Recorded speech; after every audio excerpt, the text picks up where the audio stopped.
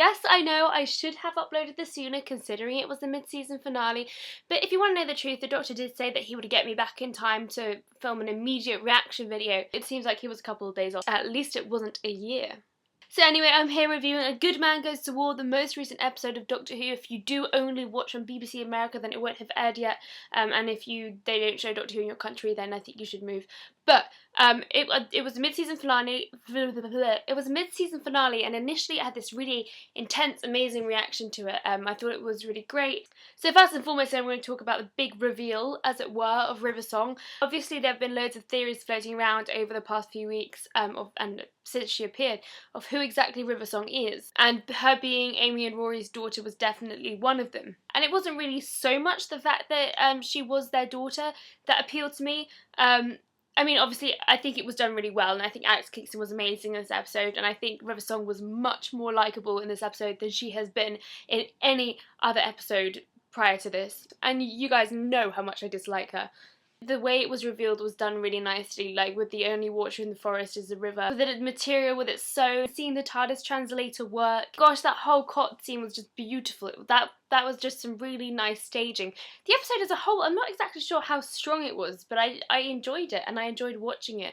And I thought that the acting from everyone involved was absolutely brilliant. The headless monks were kind of scary with like the twisted off heads, like just tied in a knot. I found that kind of scary. Their swords were a bit ridiculous, but you know, gotta give them some swords because they're headless monks, you know, that's how they roll. It's difficult because sometimes I feel like when an episode builds up to big reveals, sometimes it kind of loses the rest of the storyline. You know that something big's gonna come, so you're just kind of anticipating it. But it was fun with the Doctor under the headless monk's robe. The big thing that was shocking and really well done and really heartbreaking for me wasn't really, in fact, so much River Song as the baby turning out to be Flesh, because that was really sad and that was really brave of them. And you know how I said with the pirate episode, the second we saw the son killed, you knew that everything was going to be okay, because there's only so much that the BBC can get away with and that Doctor Who as a programme feels comfortable doing. But making the baby Flesh and making the baby kind of explode there and then and allowing that moment of Amy's grief, like, that is something that was really exceptional, like really wonderfully done. So I know this wasn't massively specific, but I think with kind of season finales it's more of an impulse reaction kind of thing, rather than like a massively in-depth analysis, but we shall see, because he still has to fall, the Doctor still has to fall, and he seems to have gone off by himself, which is also, you know, a dangerous thing to do, but I wonder where he's gone. And the questions now, as I said to Kaylee on Skype immediately after watching the episode, are A, exactly how Time Lordy is River Song, like from her exposure to the TARDIS and all of that, like how, to what extent is she a Time Lord? And how do we go about that? And can we really call her Gallifreyan? Because I don't think we can call her Gallifreyan, but I think that we could arguably call her a non-Gallifreyan Time Lady. Secondly, why was she so scared to let the Doctor know who she was? Like, other than the whole he will fall thing, like why was she so terrified to let the Doctor know who she was? Because there must be some kind of repercussion for that, I suppose. There must be some other reason. Maybe because it seems to have been River Song who shot him, but I don't know. I feel like there's another reason, or there should be another reason, logically, and that hasn't been put into the equation yet. So, I don't know, those are my questions. What are your big questions after the big reveals? And where do you think the baby is?